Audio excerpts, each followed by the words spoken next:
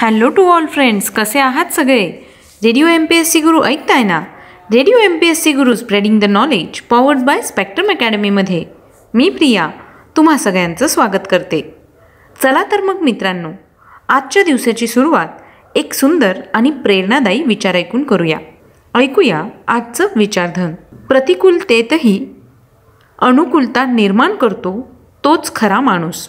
तर मित्रांनो, आजच्या विचारधन या सत्रानंतर ऐकूया आजचं दिनविशेष हे सत्र. दिनविशेष या सत्रामध्ये आपण जन्म, मृत्यू आणि काही महत्त्वाच्या घडामोडी ज्या इतिहासात घडून गेल्या आहेत त्यांच्याविषयीची सविस्तर माहिती घेत असतो. अशा काही घटना ज्यांचं इतिहासात स्थान निर्माण झालं आहे.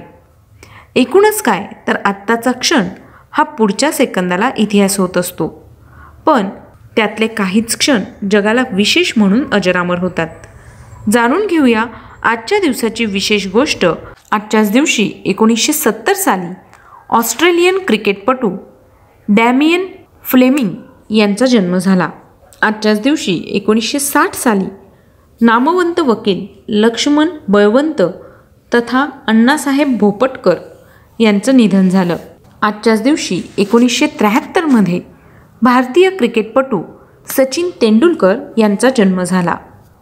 सचिन तेंडुलकर हा क्रिकेट विश्वात डॉन ब्रॅडमन यांच्यानंतर जागतिक स्तरावर सर्वोत्तम मानला जाणारा माजी भारतीय क्रिकेटपटू आहे.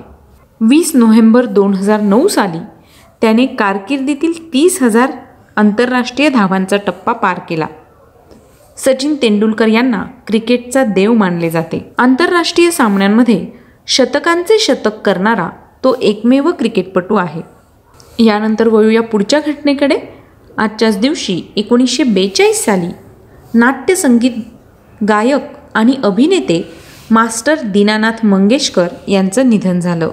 दीनानाथ मंगेशकर हे मराठी गायक, नाट्य अभिनेते, संगीतकार होते. या गायक नटाला श्री कृ कोल्हटकरांनी मास्टर ही उपाधी बहाल केली आणि तेव्हापासून ते मास्टर दीनानाथ मंगेशकर झाले. 1914 बालगंधर्वांनी स्वतःची गंधर्व नाटक मंडळी सुरू केल्यावर किर्लोस्कर नाटक मंडळीत दीनानाथांचा प्रवेश झाला.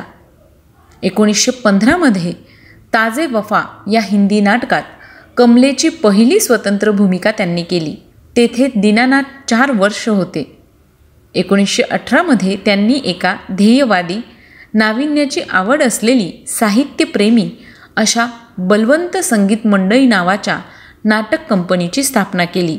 त्यांचा जन्म 29 डिसेंबर 1900 रोजी झाला. आज त्यांचा स्मृतिदिन आहे. आजच्याच दिवशी 1999 साली चित्रपट कला दिग्दर्शक सुधेंद्रू रॉय यांचं निधन झालं. 1972 चित्रकार जामिनी रॉय यांचं निधन झालं. 20व्या शतकातील आधुनिक भारतीय चित्रकार जामिनी रॉय यांच्या 130व्या जयंतीनिमित्त गुगलने त्यांना अभिवादन केलं आहे. गुगलने जामिनी रॉय यांच्या कलेतून साकारलेलं चित्राचं डूडल तयार करून त्यांच्या कार्याला सलाम केला आहे. देशाच्या सीमा ओलांडून जगाच्या कानाकोपऱ्यात पोहोचलेल्या मोजक्या भारतीय चित्रकारांमध्ये रॉय यांची गणना होते. चित्रकलेतील मोलाच्या योगदानाची दखल घेत भारत सरकारने 1955 साली जामिनी रॉय यांचा पद्मभूषण पुरस्काराने गौरव केला. पश्चिम बंगालमधील बंकुरा जिल्ह्यातील बोलियातोर नावाच्या खेड्यात जामिनी रॉय यांचा 11 एप्रिल 1887 रोजी जन्म झाला. 1930 वयाच्या 16व्या वर्षी त्यांनी कोलकात्याच्या गव्हर्नमेंट स्कूल ऑफ आर्ट्समध्ये चित्रकलेचं शिक्षण घेण्यास सुरुवात केली. ग्रामीण जीवन जवळून पाहिलेल्या रॉय यांनी त्यांच्या चित्रांमध्येही त्याचं प्रतिबिंब पाहायला मिळालं. भारतासहित जगभरात होणाऱ्या बदलांना त्यांनी आपल्या चित्रांच्या माध्यमातून जिवंत ठेवण्याचं काम केलं. त्यांचा जन्म 11 एप्रिल 1887 रोजी झाला होता. यानंतर ऐकूया पुढची घटना. आजच्याच दिवशी 1974 साली देशभक्त तसेच हिंदी साहित्यिक रामधारी सिंह दिनकर यांचं निधन झालं. त्यांचा जन्म 23 सप्टेंबर 1908 रोजी झाला. आजच्याच दिवशी 1994 साली उद्योगपती किर्लोस्कर उद्योग समूहाचे आधारस्तंभ शंतनुराव किर्लोस्कर यांचं निधन झालं. त्यांचा जन्म 28 मे 1903 रोजी झाला. 1970 साली गांबिया हा देश प्रजासत्ताक बनले. आजच्याच दिवशी 1990 साली अंतराळात हबल ही दुर्बीण सोडण्यात आली. 1993 मध्ये इंडियन एअरलाइन्सच्या फ्लाईट 427 या दिल्लीहून श्रीनगरला जाणाऱ्या विमानाचे अतिरेक्यांनी अपहरण केले. सर्व 141 प्रवाशांची सुखरूप मुक्तता झाली होती.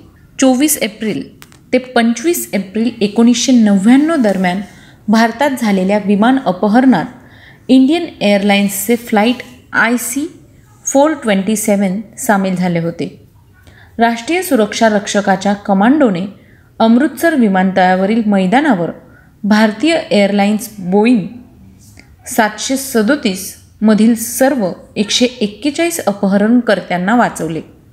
एका अपहरणकर्त्या मोहम्मद युसुफ शहाला विमानात प्रवेश केल्याच्या 5 मिनिटांच्या आतच ठार मारण्यात आले.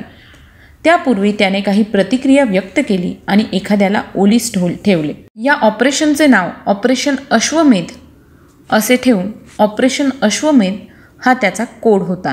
यानंतर वळूया पुढच्या घटनेकडे. आजच्याच दिवशी 2013 साली ढाका बांगलादेशमध्ये इमारत कोसळून 1129 जणांचा बळी गेला आणि 2500 जण जखमी झाले.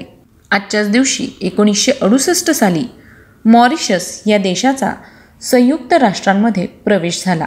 1967 मध्ये वेळेवर पॅराशूट न उघडल्यामुळे व्लादिमीर कोमारोव्ह हे मरण पावणारे पहिले अंतराळवीर आहेत.